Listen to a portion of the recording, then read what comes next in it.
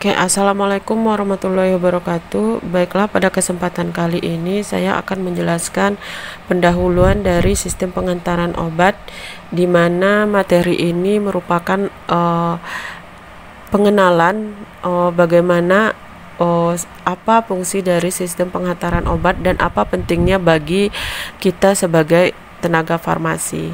Baiklah, pertama kita masuk dulu pengertian disiplin ilmu farmasi. Jadi ilmu farmasi itu adalah suatu ilmu terapan yang bergerak dalam bidang obat-obatan, baik dari pembuatan, pencarian senyawa berkhasiat hingga mengolahnya menjadi bentuk menyenangkan untuk digunakan pasien. Hal ini berkaitan erat dengan pembawa obat dan sistem yang bekerja menghantarkan obat untuk mencapai tujuan terapi. Jadi, jika kita menjadi seorang farmasis, maka kita akan bergerak ke obat-obatan itu secara menyeluruh, mulai dari pencarian, pembuatan, hingga bagaimana kita memproses bahwa obat yang kita buat itu bentuknya menyenangkan untuk digunakan oleh pasien, sehingga pasien pun meminum obat itu bukan karena keterpaksaan, sehingga kepatuhan pun akan meningkat. Kemudian apa sih kaitannya dengan sistem penghantaran obat?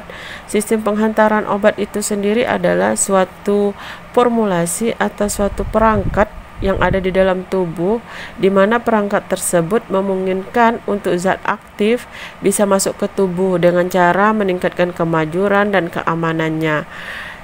Apa hal yang kita lakukan agar sistem penghantaran obat itu bisa memasukkan zat terapeutik tersebut? Kita harus meninjau beberapa hal, yaitu kecepatan waktu dan tempat pelepasan obat. Jadi dia merupakan perangkat yang memungkinkan zat terapeutik untuk masuk ke dalam tubuh sehingga dapat memberikan efek ke pasien.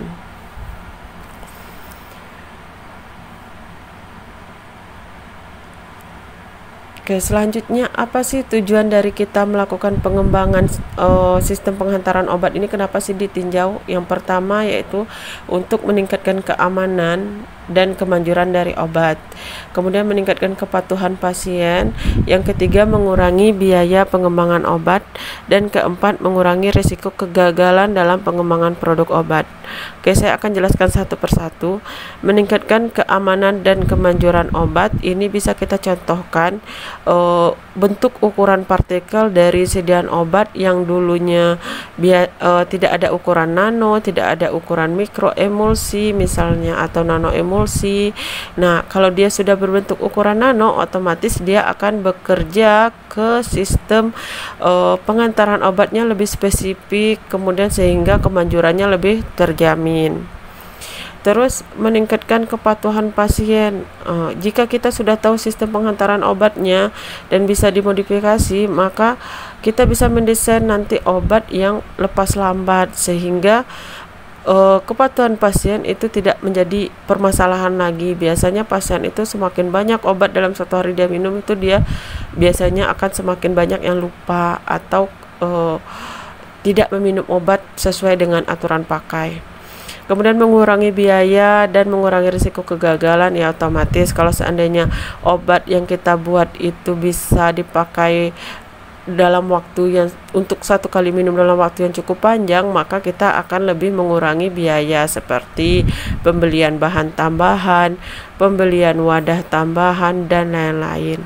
Jadi itu adalah tujuan kita sebagai farmasi itu melakukan pengembangan bagaimana sih sistem pengantaran obat itu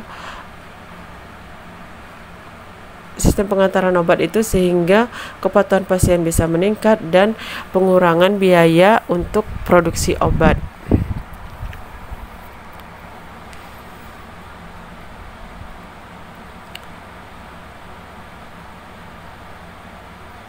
Kemudian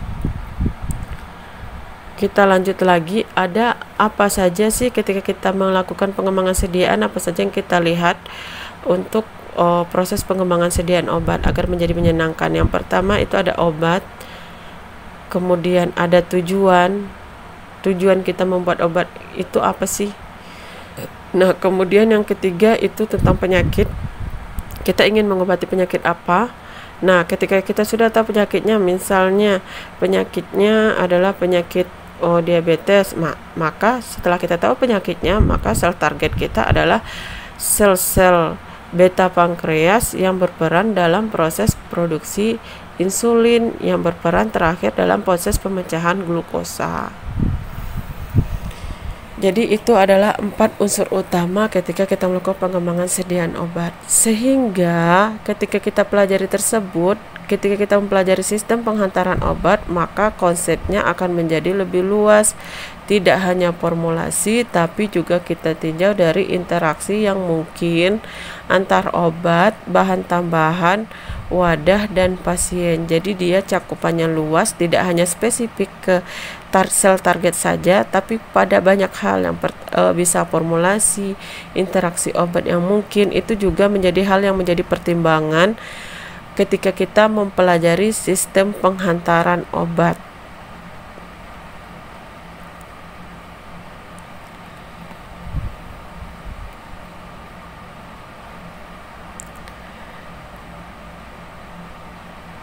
Selanjutnya, aspek apa sih yang kita tinjau ketika kita mempelajari sistem penghantaran obat tersebut atau kita melakukan pembelajaran sistem penghantaran obat? Itu ada dua, ada temporal, ada spasial. Temporal itu berapa banyak obat yang harus dilepaskan dan di mana dia harus dilepaskan. Jadi dua hal itu menjadi aspek yang perlu kita tinjau ketika melakukan sistem penghantaran, mempelajari sistem penghantaran obat.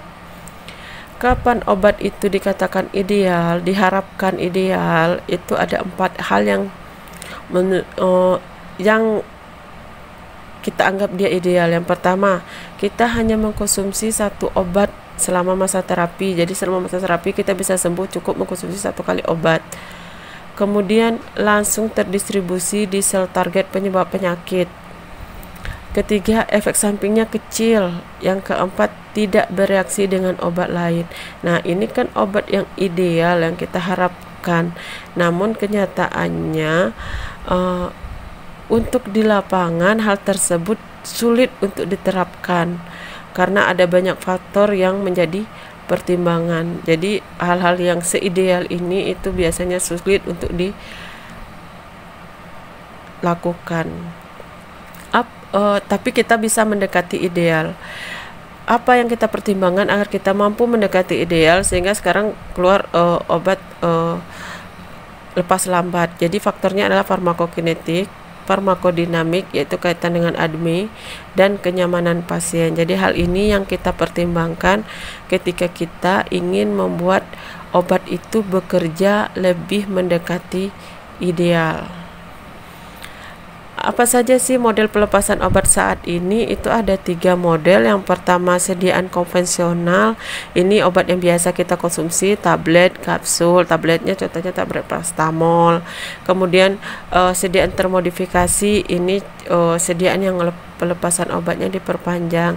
Bisa kita lihat contohnya adalah obat Vitalong C. Jadi kita cukup minum 1 kali, dia bisa bekerja selama sepanjang hari. Kemudian lepas terkontrol, ini bisa kita lihat obat IUD atau obat KB.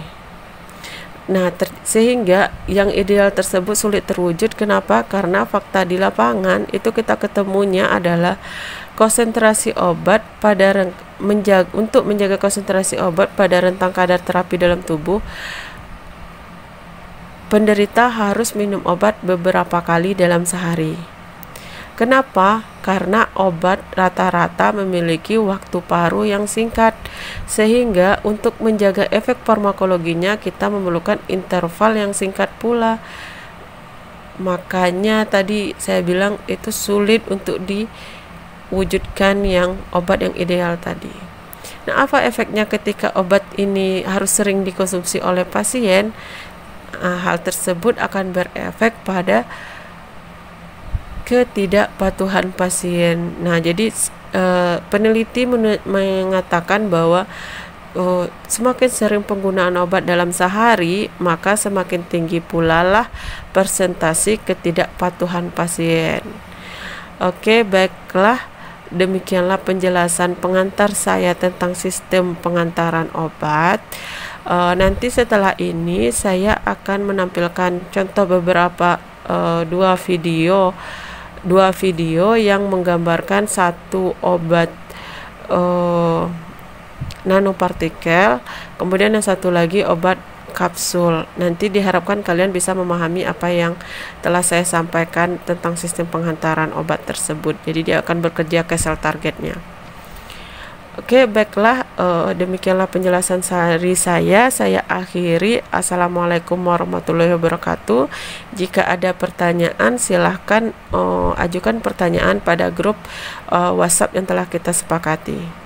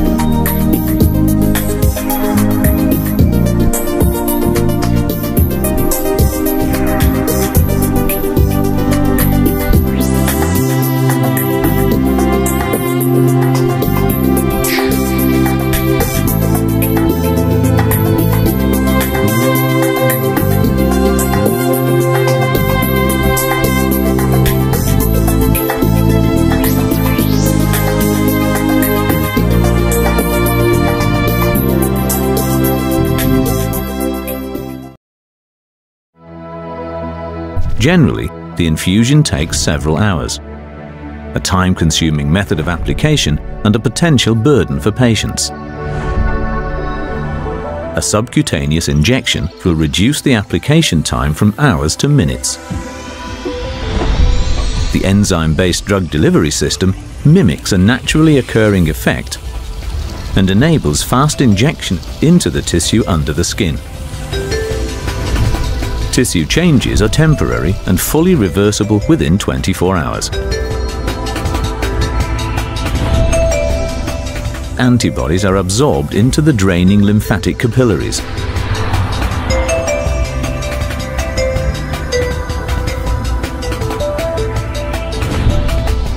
The lymphatic system is closely linked to the bloodstream. By binding to the CD20 receptor on the surface of lymphoma cells, antibodies exerts its well-established effect, initiating the destruction of the lymphoma cells through several mechanisms. Lymphoma cells are also destroyed through complement-induced lysis.